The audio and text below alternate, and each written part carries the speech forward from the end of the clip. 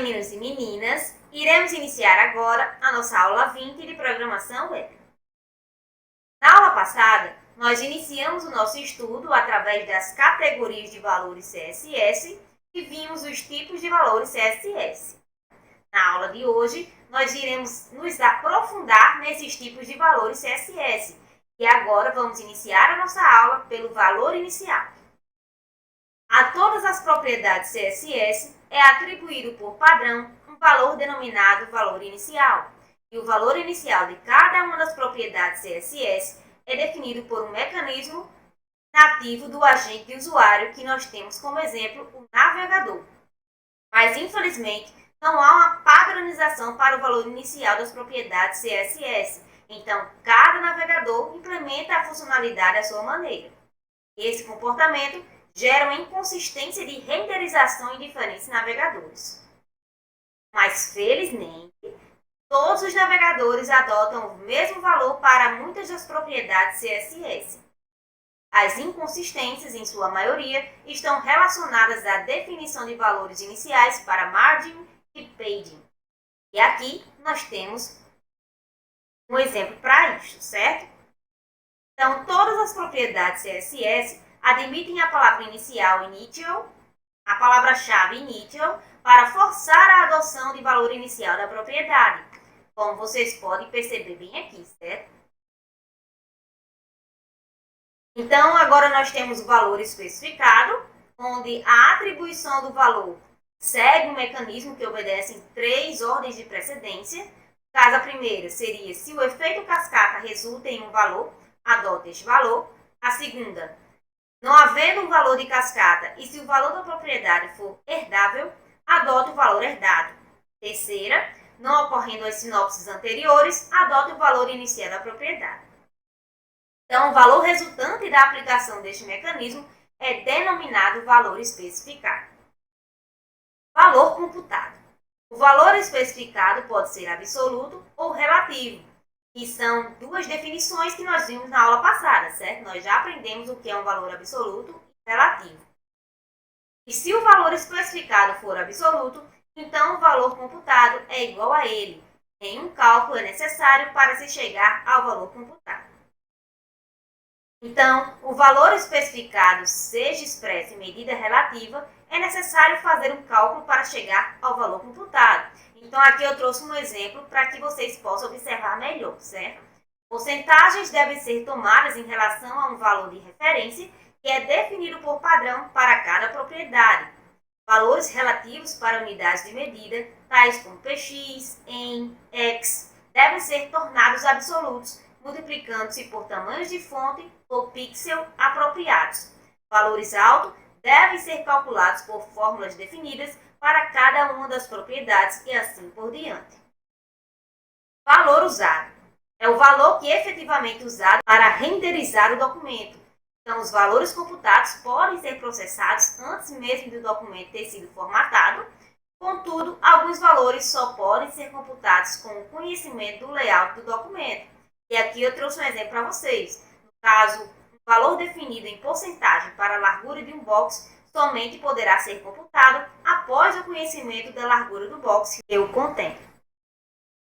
Denominamos de valor usado aquele resultante do valor computado, depois de resolvidas todas as pendências de layout.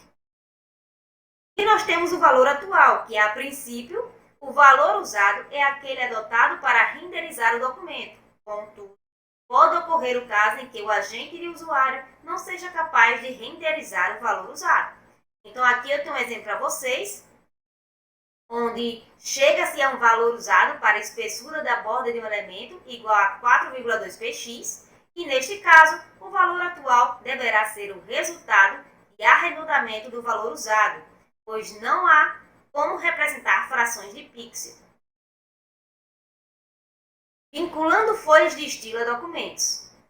Então, as folhas de estilo podem ser escritas no próprio documento ao qual serão aplicadas, certo? No caso, o documento HTML, e pode ser escritas em arquivos externos independentes gravados com a extensão .css, como nós temos aqui um exemplo deste arquivo, certo? No caso aqui, seria um arquivo main.css.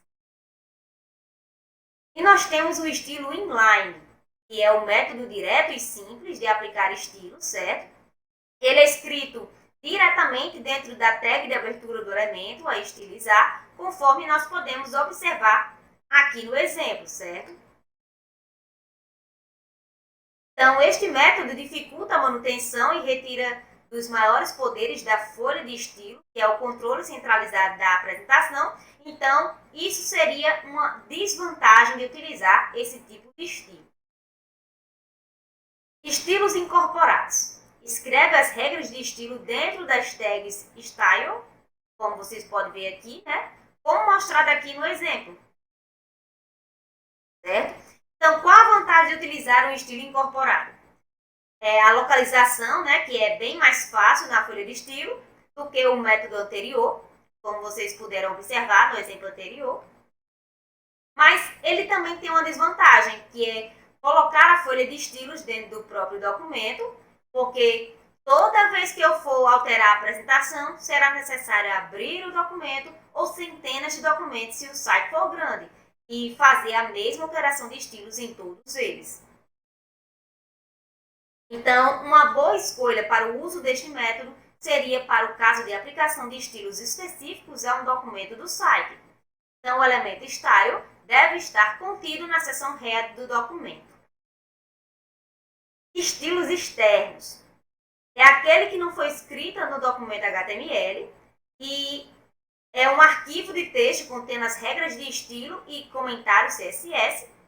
No caso, é um arquivo de folha de estilo que deve ter a extensão .css e pode ser vinculado a um documento HTML de duas maneiras distintas. No caso, ele pode ser folha de estilo linkada ou folha de estilo importada. E qual seria a diferença entre elas duas?